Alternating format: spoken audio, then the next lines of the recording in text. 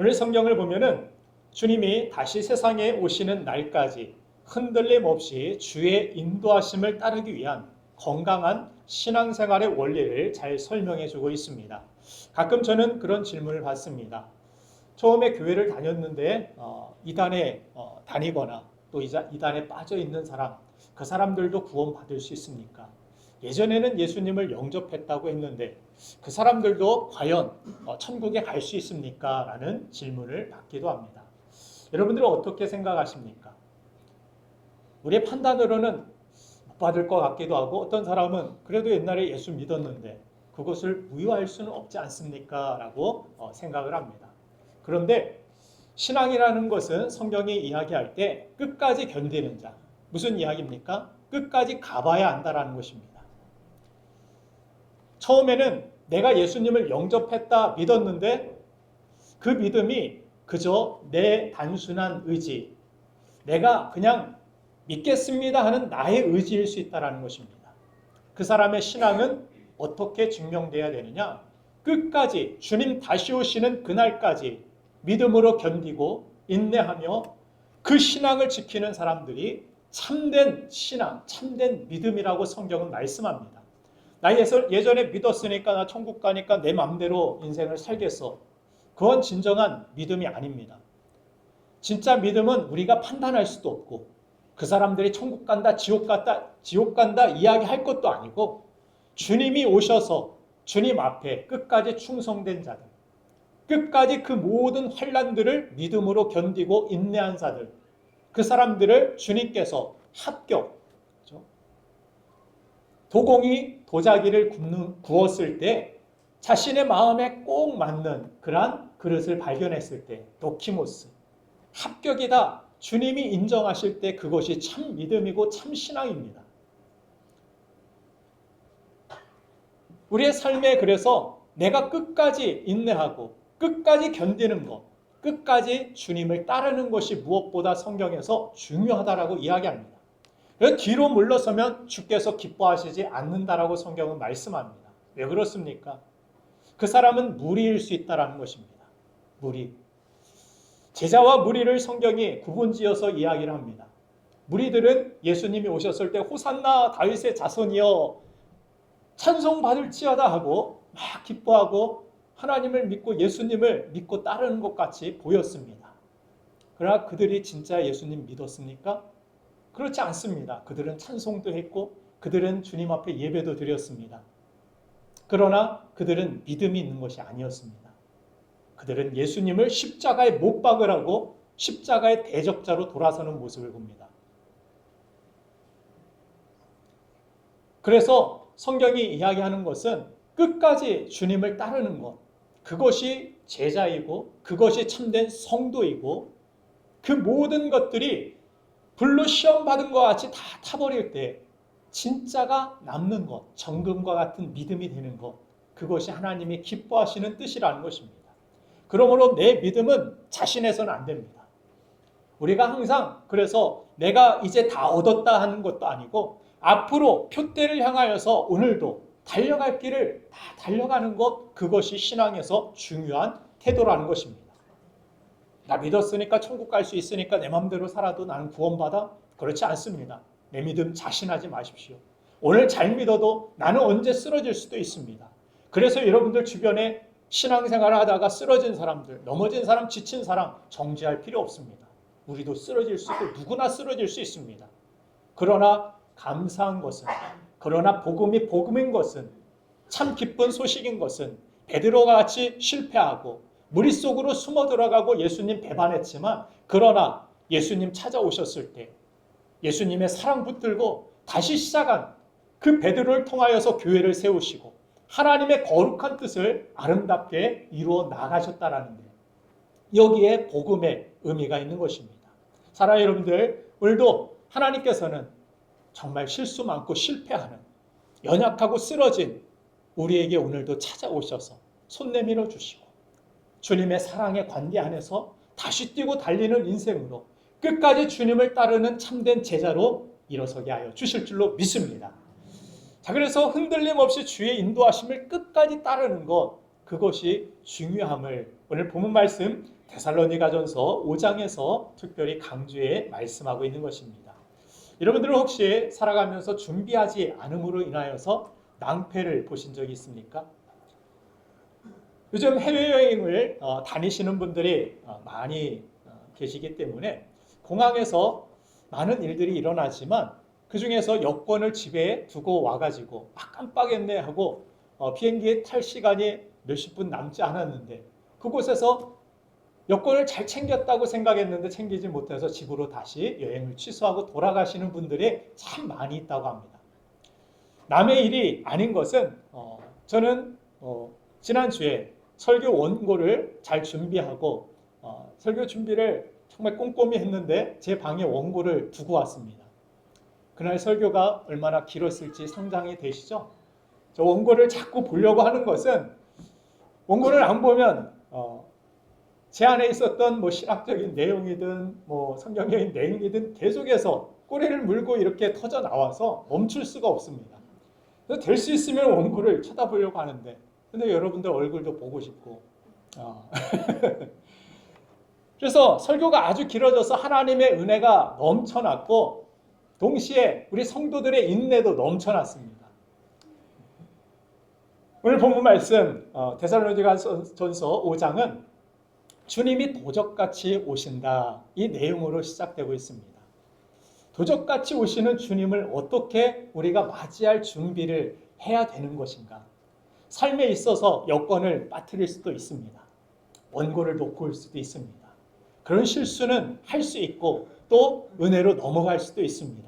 그러나 다시 오시는 주님을 우리가 맞이할 준비를 놓치고 살아간다면 주님 앞에 정말 우리는 세상의 다른 것 잊어버려서 큰 당황스러운 그런 어떤 경험보다도 이루 말할 수 없는 큰 충격에 빠질 수밖에 없고 주님 앞에 우리는 부끄럽게 주님을 맞이할 수밖에 없다라고 생각합니다.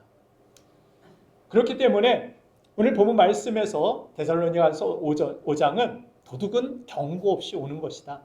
언제 오실지 모른다라는 그런 내용을 가지고 있는데 그런데 우리는 초점을 맞춰야 되는 것이 언제보다 어떻게 오시느냐. 여기에 초점을 두라고 사도 바울은 우리에게 권면해 줍니다. 때와 시는 아버지께서 정하시고 아버지가 생각대로 보내실 때 보내시기 때문에 그것은 우리가 생각할 일이 아니다. 우리가 생각하고 우리가 신경 쓸 일은 어떻게 주님을 맞이할 준비를 하고 살아야 하는가 여기에 초점을 두라는 것입니다. 그런데 많은 이단들이 이 시간에 대하여서 많은 사람들이 여기에 대하여서 관심을 갖고 있기 때문에 이단들은 어떻게 합니까? 몇 월 며칠에 온다? 또 어느 곳에 온다? 장소, 시와 때 이것에 대하여서 강조를 하고 이것을 통하여서 사람들의 어떤 두려움을 조장하기도 하고 그 사람들이 그 단체에 벗어나지 못하게 만드는 그런 모습들을 보기도 합니다. 시와 때는 너희들이 알 것이 아니다. 주님은 분명히 말씀하셨습니다. 그때 언제 오시든지 부끄러움 없이 거룩한 신부와 같이 주님을 맞이한 신랑을 맞이할 준비를 하는 것 이것이 중요하다라고 주님은 말씀하여 주셨습니다. 주님은 약속하신 대로 이 세상에 이미 오셨고 또한 약속하신 대로 이 세상에 다시 오실 것입니다. 그때 우리 모두가 영광 중에 준비된 모습으로 주님을 맞이하게 되기를 주님의 이름으로 축원드립니다. 그러면 어떻게 오늘 본문은 어떻게 맞이하라고 이야기하는 것일까요? 그 첫 번째는 바로 일상에서 우리가 깨어 있음으로 주님을 맞이할 준비하라는 것입니다. 성경은 꼭 깨어 있으라는 말씀을 우리에게 종종 권면합니다. 이 깨어 있으라는 말씀을 잘못 오인해서 저는 어렸을 때 그럼 잠자지 말라는 것인가? 잠자지 않고 맨날 교회에 오고 맨날 교회에서 살라는 이야기인가? 잠은 언제 자나? 그리고 자거나 수면을 쉼을 취할 때 저는 어떤 죄책감을 느끼기도 했습니다. 지금 깨어있지 못하는 것 같은데 나는 지금 쉼을 얻고 쉼을 구하고 있는데 나는 잘못된 것인가? 항상 깨어있으라고 하셨는데 이것은 잠을 줄이라는 이야기가 아닙니다. 바쁘게 뭔가를 활동하라는 이야기도 아닙니다. 데살로니가전서 5장 6절 말씀을 같이 한번 읽어보도록 하겠습니다. 시작. 그러므로 우리는 다른 이들과 같이 자지 말고 오직 깨어 정신을 차릴지라. 문자 그대로 해석하자면 자지 말라는데 설교 시간에도 자꾸 잠이 오는데 어떻게 합니까? 집에서도 자고 교회에서도 자고 나는 계속 졸린데 계속 피곤한데 어떻게 해야 됩니까? 주님은 그런 나를 싫어하시고 멀리 하실까요? 그렇지 않습니다. 자는다, 깬다 이 이야기를 하는 것은 주님을 의식하지 않고 주님을 일상에서 놓치고 살아가는 그 모습이 바로 영적으로 잠을 자고 있다라고 사도 바울은 설명하는 것입니다. 그러면 깨어있다라는 것은 무엇입니까? 일상 모든 부분에서 주님을 의식하고 주님 앞에 우리가 예배자로서 주님의 거룩한 신부와 같이 주님이 언제 오시든지 일상에서 준비된 그런 태도로서 깨어있는 자세, 주님을 바라보고 주님을 의식하고 살아가는 자세, 이것이 바로 깨어있다라는 것입니다. 제자들에게 주님께서 너희들 잠시도 깨어있을 수 없느냐? 깨어 기도하라. 악한 마귀가 우는 사자와 같이 삼킬 자를 두루 찾아다닌다라고 말씀하실 때 항상 깨어있다라는 것을 기도만으로 연관시켜서 생각할 때가 있는데 기도를 대표적으로 주님이 말씀하신 것입니다. 기도가 무엇입니까?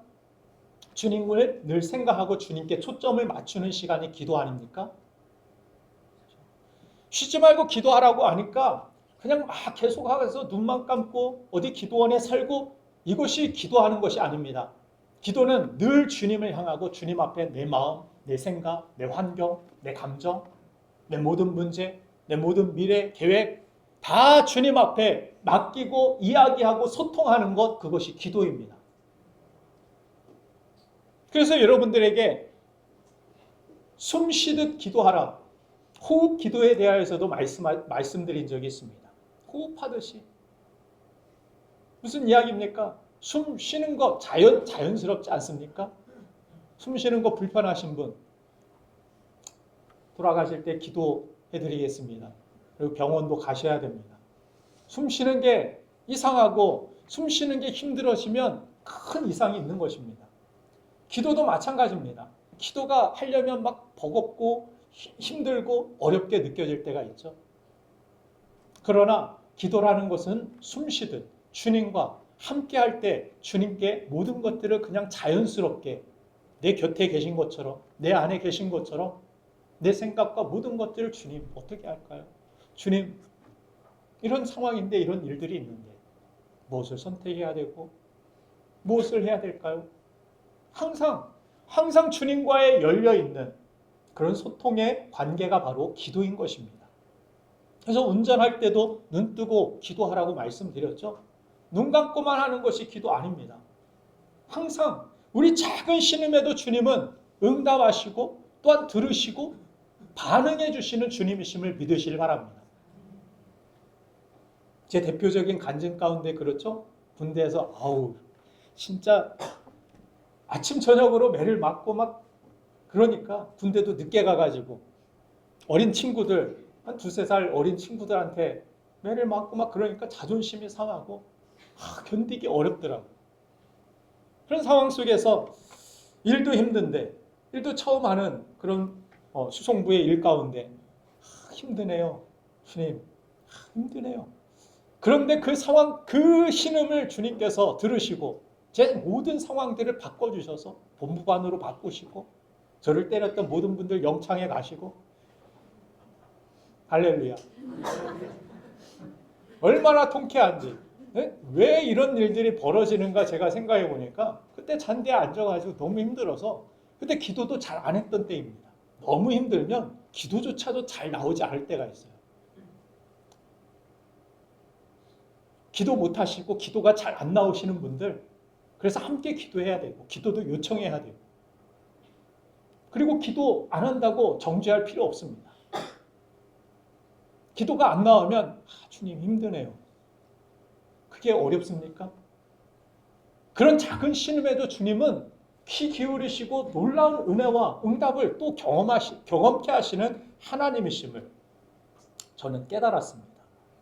그래서 기도는 형식이 중요하지 않습니다. 어떤 사람은 무슨 소리 높여서 뭐 기도를 해야 되고 어떤 방법을 소리를 질러야 되고 뭐 힘을 뱉어야 되고 뭐 이런 이상한 기도 방법들을 이렇게 가르치는 사람들이 있습니다.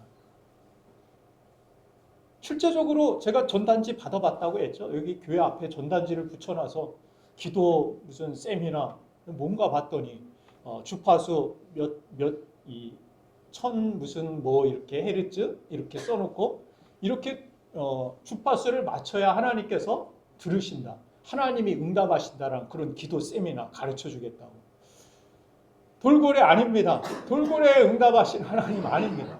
하나님은 막 소리를 높이는 어떤 때는 막 소리가 안 나와서 어떤 때는 눈물만 나와서 어떤 때는 한숨만 나와서 정말 그 모든 것들이 하나님을 향하여서 여러분들이 나아가고 있다면 그것은 기도라고 저는 믿습니다. 기도 어렵지 않습니다. 어렵게 생각하지 마세요. 어디서 막 기도 어떻게 해야 될까요? 뭐 기도 책 사서 막 해보고 아닙니다. 여러분들의 생각과 마음과 모든 것들 주님 앞에 아뢰는 것. 때로는 나의 더러운 것들 욕하고 싶은 사람도 주님 앞에 욕하세요. 다윗도 욕했어요. 막 딸을 그렇게 미워하는 사람 저주합니다. 그 아들까지 자손들까지 그냥 객사하고 죽기를 원합니다. 여러분들 그런 마음도 있죠. 미워하는 사람 만나면 괜히 나를 싫어하고 나를 힘들게 하는 사람들. 그 사람에게 악으로 대하지 마시고 주님 앞에 기도로 대하세요. 주님의 처분에 맡기세요. 하나님은 반드시 판단하시고 심판하십니다. 이 나라와 이 정부의 모든 상황들 싫어하시는 분들도 계시죠? 막 욕하고 싶고 맨날 만나면은 막 이러시는 분들. 그러지 말고 주님께 맡기세요. 나의 판단, 나의 생각, 하나님은 공의로 심판하실 것들은 심판하시고 세우실 것들은 다시 세우시는 하나님이십니다. 내가 심판할 수도 없고 내가 세울 수 있는 사람 아닙니다. 우리 크리스찬들이 해야 되는 것은 데모가 아니라 판단과 욕하는 것이 아니라 하나님 앞에 엎드려 기도하는 것입니다. 이스라엘 백성들이 언제 그들의 힘으로 나라를 세웠습니까? 그들은 항상 하나님을 의지했고 하나님께서 누구보다 견고한 어느 나라보다 견고한 나라로 그들을 하나님 의지할 때 세우셨습니다. 우리 가정도 마찬가지고 우리 삶도 마찬가지입니다. 이 교회도 마찬가지입니다. 하나님밖에 답이 없습니다. 하나님밖에 없습니다. 그래서 이 모든 일상에서 깨어서 기도하라는 것은 그냥 자지 말고 어디 와가지고 모여서 기도하라 이 이야기가 아니라 날마다 주님과의 소통을 놓치지 말고 살라라고 주님은 말씀하시는 것입니다. 특별히 중요할 때는 더 기도해야 되죠. 더 신경 써 기도해야 되는데 바쁘니까 중요한 일이 많으니까 우리는 바빠서 예배 못 드리러 옵니다. 바빠서 기도 못합니다. 요즘. 그리고 기도는 저한테 다 떠맡겨 놓고 목사님 기도해 주세요. 중요한 일이 있으니까. 본인은 바쁜 일 다 하겠습니다. 그러지 마시고 바쁠수록 하나님 능력 더 필요하지 않습니까? 중요한 일일수록 하나님의 도우심이 더 필요하니까 더 기도해야 되지 않습니까? 주님이 십자가 지는 사건을 놓고도 제자들은 그런데 다 자고 졸며 그때는 그냥 다리를 꼬집어서라도 진짜 주님과 함께 기도할 때인데 정말 중요한 때인데 정말 주님 앞에 기도의 모습으로 서야 할 텐데 그러지 못한 제자들 기도하지 않으니까 어떻게 됩니까? 십자가 보고 다 뿔뿔이 흩어지고 나는 절대 부인하지 않겠다라고 했던 베드로마저도 예수님 저주하고 떠나버리고 안타까운 일이 벌어지지 않습니까?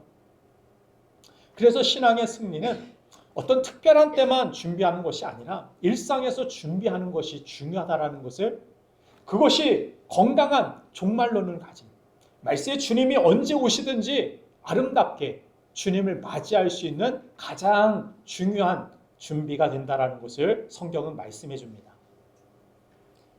공부를 하는 방법도 그렇죠. 공부 잘하는 법 단순하죠. 공부가 일상이 되면 잘하게 됩니다.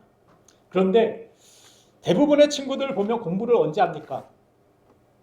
시험 언제 본다 발표 나면 그때부터 열심히 하려고 또 하기 시작합니다.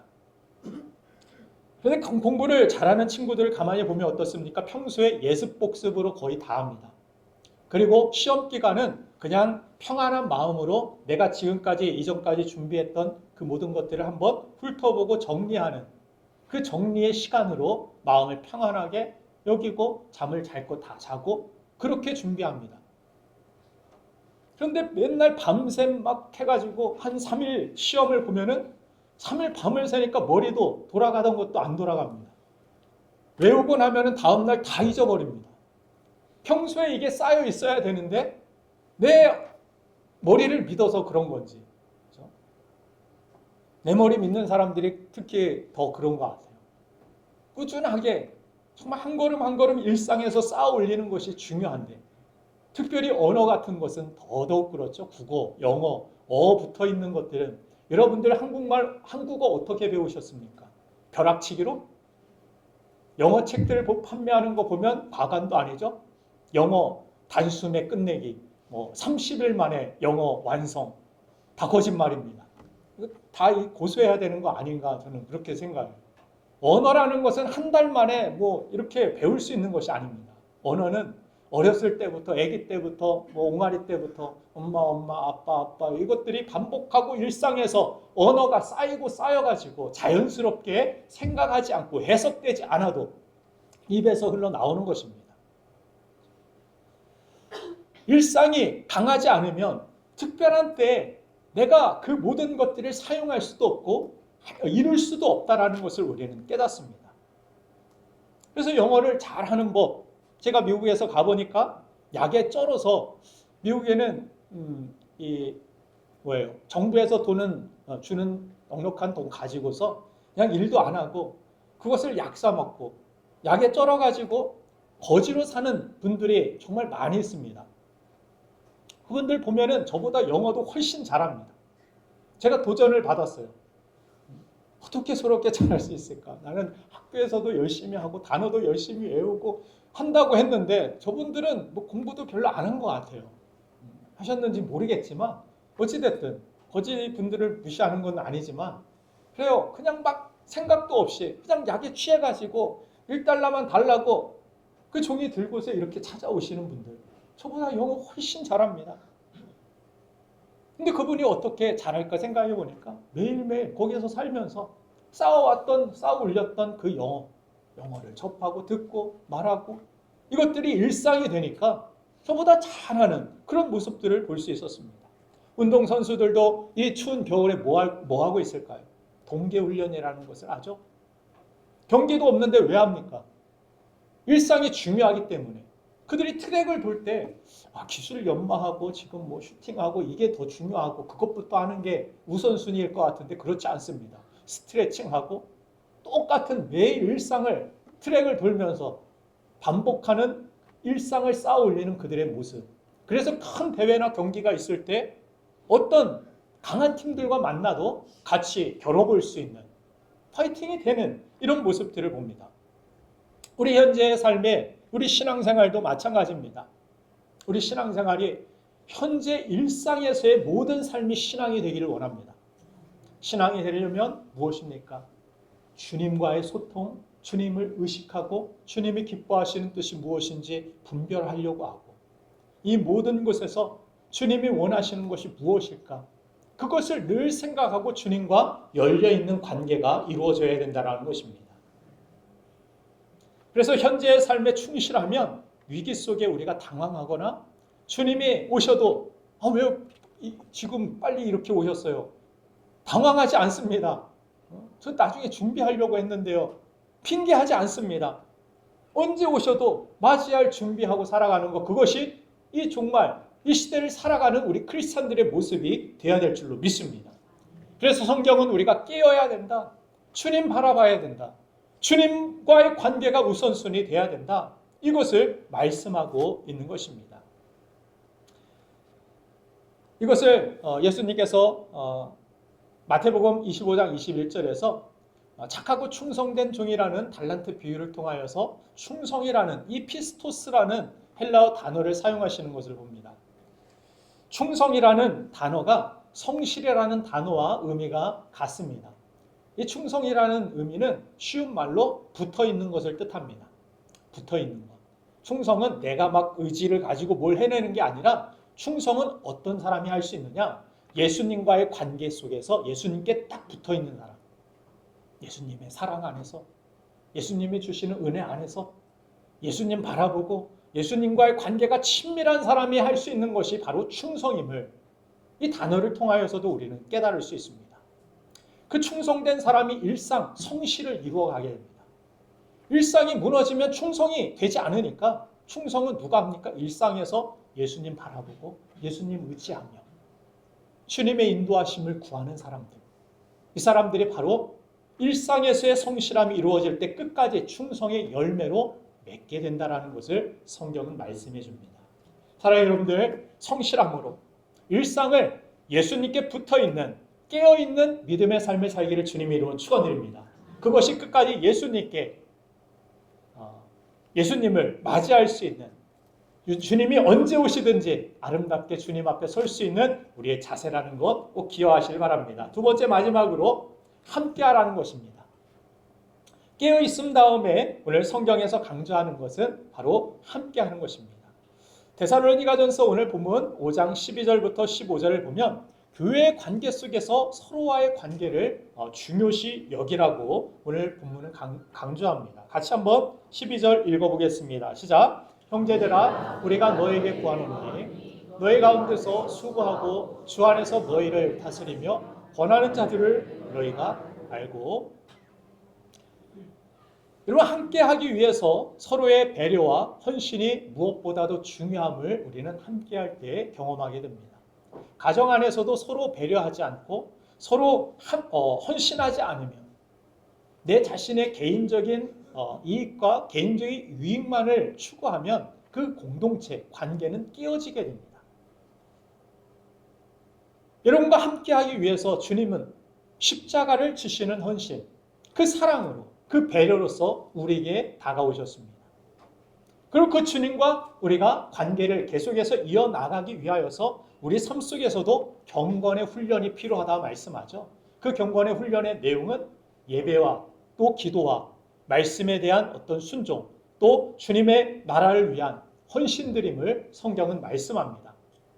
경건이 구원의 어떤 요소는 아니지만 구원받은 우리들이 그 관계를 유지하고 성장시켜 나아가기 위해서는 이 경건에 더욱 힘쓰라 성경은 권면해 주고 있습니다. 그래서 예배를 잘 안 드리면 어떻게 됩니까? 주님과 마음이 멀어지는 것을 우리가 경험합니다. 코로나19를 통하여서도 우리는 많이 경험했고, 또 주님 앞에 우리가 헌신하는 것을 아까워하고 인색하는 마음, 우리 욕심이 가득하게 되면 어떻게 됩니까? 주님과 친밀함을 우리가 느끼지 못하게 됩니다. 돈을 사랑하든 주님을 사랑하든 그 둘 중 하나라고 주님 말씀하신 것 같이 우리 삶 속에서 주님을 사랑하고 주님과 친밀하기 위해서는 어떤 물질에 대한 욕심들, 이것들을 주님 앞에 내려놓는 헌신이, 그 경건이 필요하다라고 성경은 말씀합니다. 그런데 이 모든 것들이 배려와 서로 간에 이 헌신이 있을 때 아름다운 공동체의 함께함이 이루어지게 되는데, 특별히 교회 안에서도 함께하기 위해서는 어떻게 됩니까? 많은 사람들이 어떤 질서를 따라서 공동체에서 아까 우리 임명장을 받았던 목자나 교사나 목회자나 각 부서에서 섬기시는 우리 회장님들이나 대장님들이나 리더들, 이런 사람들이 있지 않습니까? 이런 사람들에 대하여서 어떤 생각을 가져야 될지에 대하여서 오늘 13절 말씀, 12절 말씀 아까 읽었듯이 그 가운데서 수고하고 주 안에서 너희를 다스리며 권하는 자들을 너희가 알고.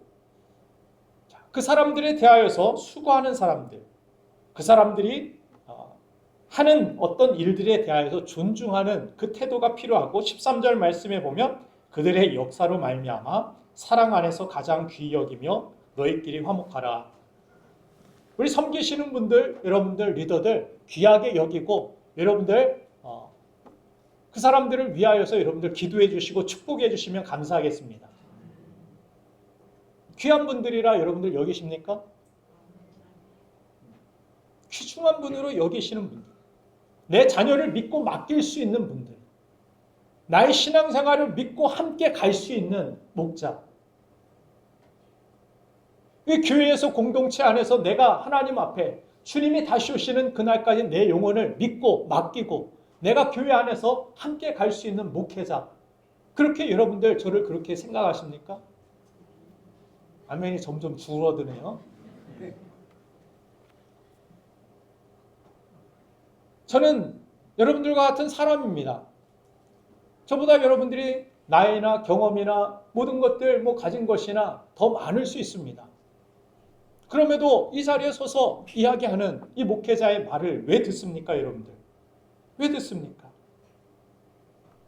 12절 말씀에도 보면 너희 가운데서 수고하고 주 안에서 너희를 다스리며, 주 안에서라는 말을 사용한 이유는 무엇입니까? 주님 안에서 세워진 리더들이라고 믿느냐는 것입니다. 주님의 뜻 가운데 주님의 필요를 따라서 이 교회의 리더로서 섬기는 사람들로, 그 사람들이 세워진 사람들이라고 믿느냐, 아니면 그냥 나와 같은 사람인데 그렇게 생각하느냐, 여러분들이 어떻게 생각하느냐에 따라서 여러분들의 삶의 유익이 달라지게 된다는 것입니다. 예수님께서 고향을 방문하셨을 때의 모습을 여러분들 기억하십니까? 예수님이 고향에 방문하시자 거기에서는 아무 기적도 행할 수 없었다라고 성경이 기록합니다.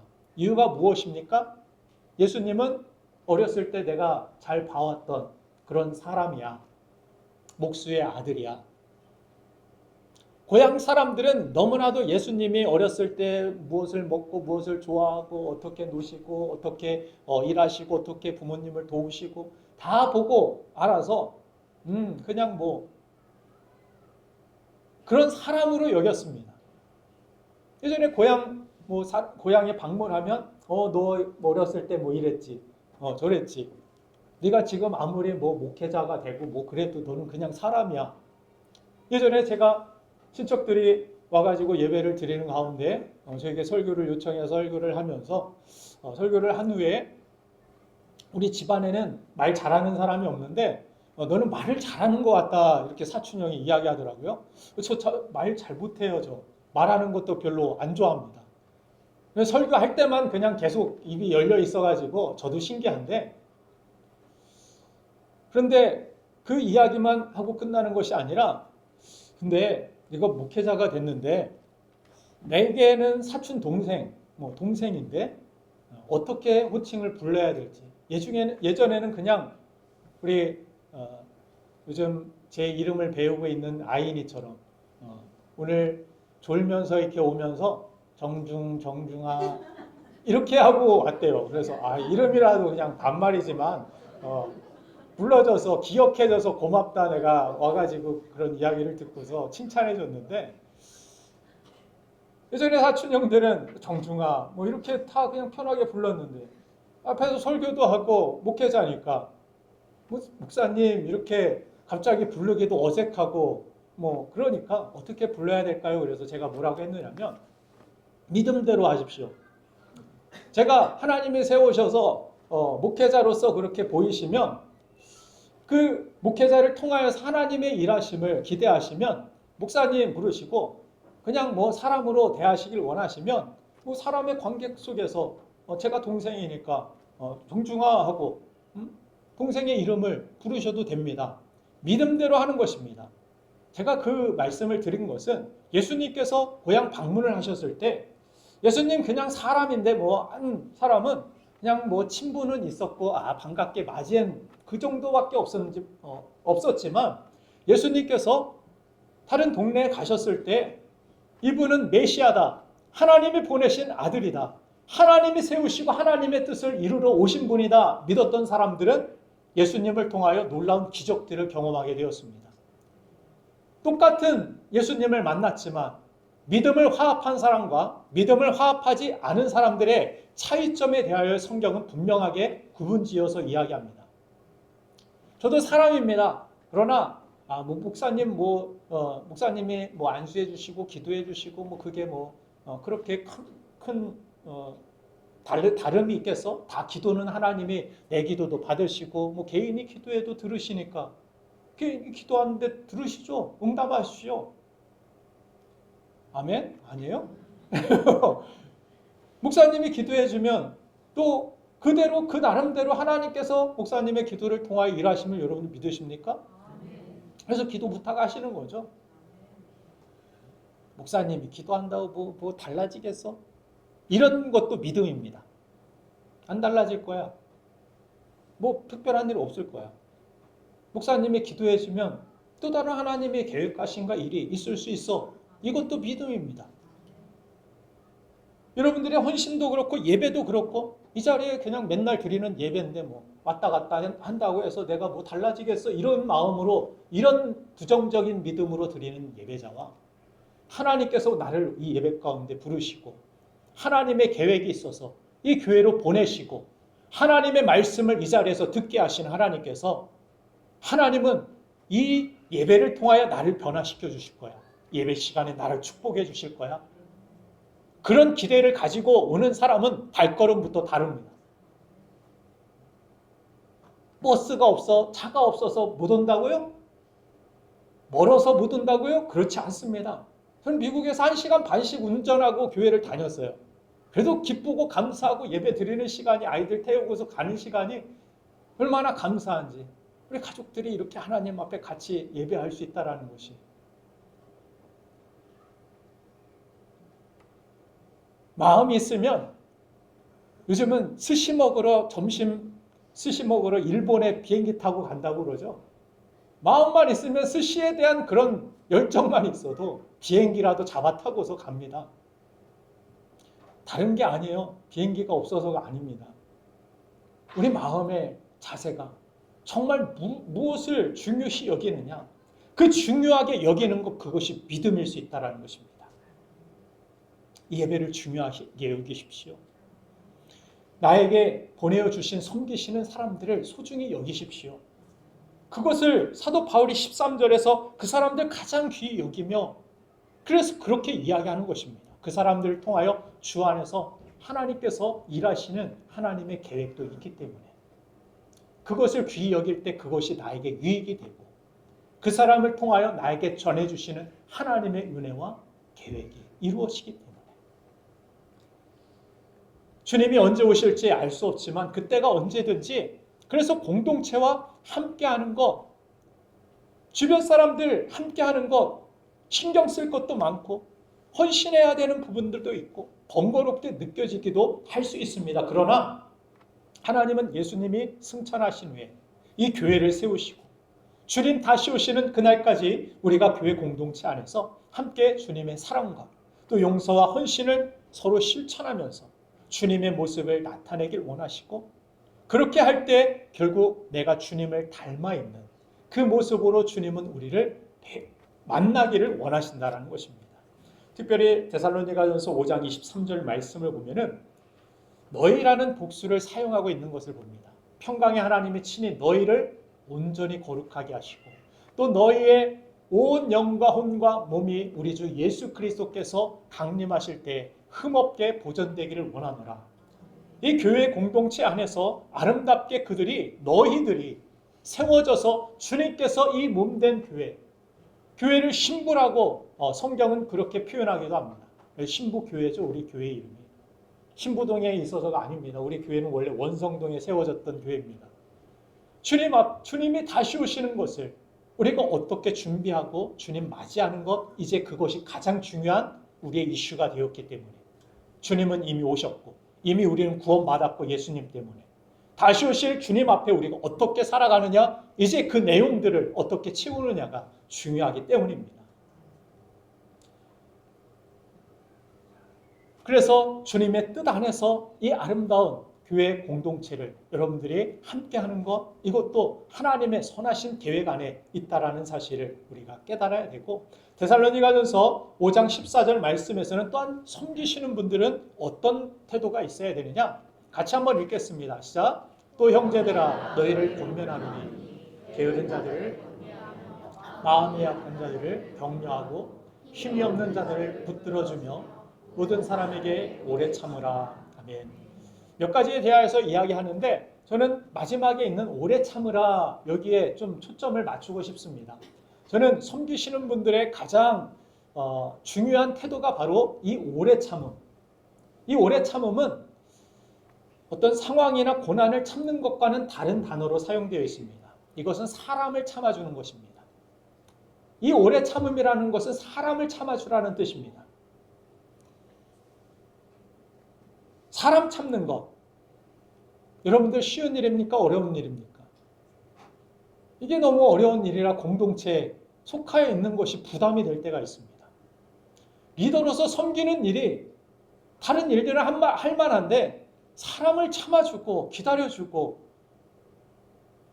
이것이 어려워서 여기에서 우리가 포기하고 넘어질 때가 종종 많이 있다는 것입니다. 그래서 교회에서 어떤 재능을 우선으로 일꾼을 뽑으면 일이 잘 되어질 것 같고 일이 효율적으로 흘러갈 것 같은데 거의 대부분 실패합니다. 그러나 사람을 참아주는 인내로서 섬기는 사람들은 끝까지 사명을 충성스럽게 감당하는 모습을 볼 수 있습니다. 주님은 우리 삶 속에서 1달란트 맡았든 5달란트 맡았든 2달란트 맡았든 얼마나 맡았느냐, 얼마나 재능이 있느냐 이것을 보시지 않고 무엇을 보십니까? 착하고 충성된 종? 무슨 이야기입니까?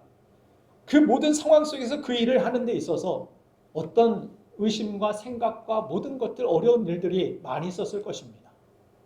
그런데 주님이 나에게 맡겨주신 것에는 주님의 뜻이 있고 또 내가 부족하지만 그 뜻을 받아들이고 계속해서 참고 견디고 인내하면서 이 일들을 이루어 나가면 주인은 반드시 오셔. 주인은 반드시 오셔. 그때 그들이 날짜 때 몰랐을 것입니다. 그런데 주인이 오셔가지고 그 모든 것들을 셈했을 때 착하고 충성된 종, 그 모든 상황 속에서 성실함으로 주님의 맡겨주신 사명을 이루고 인내하였던 그 사람들을 칭찬하시는 주님의 모습을 성경은 보여줍니다. 그런데 가장 중요한 것은 신앙생활에서 무엇입니까? 데살로니가전서 5장 13절 말씀을 한번 우리 같이 읽어보겠습니다. 시작. 그들의 역사로 말미암아 사랑 안에서 가장 귀히 여기며 너희끼리 화목하라. 이 모든 것들이 가능하려면 사랑해야 됩니다. 사랑이 있어야 됩니다. 신앙생활은 의지로 불태우는 것이 아닙니다. 신앙생활은 돛 닦는 것이 아닙니다. 사랑하는 것입니다. 하나님을 사랑하는 것, 또 이웃을 내 몸과 같이 사랑하는 것, 이것이 가장 큰 두 개의 계명이라고 주님 말씀으로 요약하신 것 같이 우리 삶 속에서 신앙생활은 사랑입니다. 사랑 안에서 이 모든 것들이 가능해지게 되기 때문입니다. 사랑하면 쉽습니다. 어린 아이를 위하여서 자기 스케줄, 자기가 했던 일들을 다 포기하고 뒤로 한 채 아이를 위하여서 섬기는 그 모습을 보면 사랑이 아니면 불가능한 일이라 저는 생각을 합니다.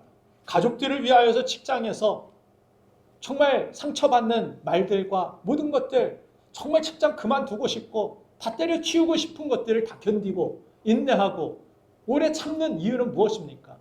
가족들을 사랑하는 마음. 내가 이것을 견디고 내가 이 일을 해냄으로 인하여서 그 가족들이 편안할 수 있다라면, 먹고 사는데 어려움이 없을 수 있다라면 그것을 참아내고 그 모습들이 무엇입니까? 저는 사랑이라고 생각합니다. 그런데 이 사랑이 무너지게 되면 어떻게 됩니까? 사랑이 아니라 이기적으로 이것이 바뀌게 되면 거기에서 모든 것들이 불평이 나오기 시작하고 끝까지 섬길 수 없는 그 사랑으로 돌보지 못하는 어린 아이들이 학대를 당하기도 하고 안타까운 일들이 가정 안에서 벌어지는 모습들을 종종 보기도 합니다. 사랑이라는 것은 한마디로 그 다음을 생각하지 않는 것이라고 생각합니다. 사랑은 그 다음을 생각하지 않습니다. 십자가 질 때 얼마나 아플까? 나 죽으면 어떻게 할까? 내가 십자가 지면 저 제자들 다 배신할 텐데 어떡하지? 뿔뿔이 흩어질 텐데 예수님께서 제자들 배반할 거 다 아셨죠? 십자가가 짊어지면 고통이고 죽음일 걸 다 아셨습니다. 그러나 우리를 사랑하셨기 때문에 주님은 그 뒤를 계산하지 않고 주님은 십자가를 끝까지 지시고 우리를 구원해 주신 줄로 믿습니다. 예수님 십자가 지시기 전에 마리아가 향유 옥합을 깨트립니다.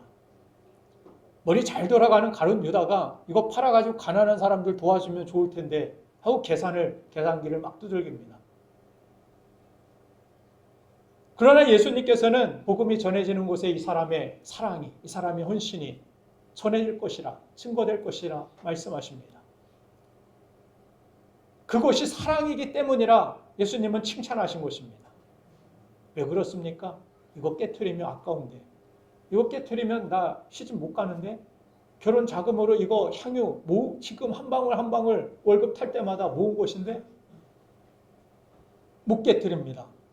그러나 사랑이 자꾸 넘치니까 이거 깨어져도, 이거 없어도, 나 결혼 못해도, 나 뭐 내 미래가 어떻게 달라져도 주님 십자가 지시는 그 길 앞에서 나의 최선의 예배를 주님 앞에 올려드리기를 원합니다.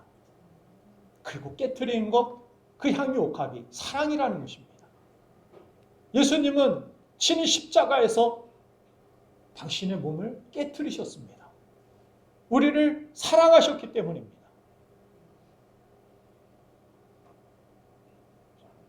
그래서 사랑하면, 때로는 이 일을 감당하면 임명장 받으면서도 기쁘기도 하지만 한편으로는 무섭기도 합니다. 올 한 해 또 참아내야 되는 일들이 많이 있겠구나 짐작이 되기도 합니다.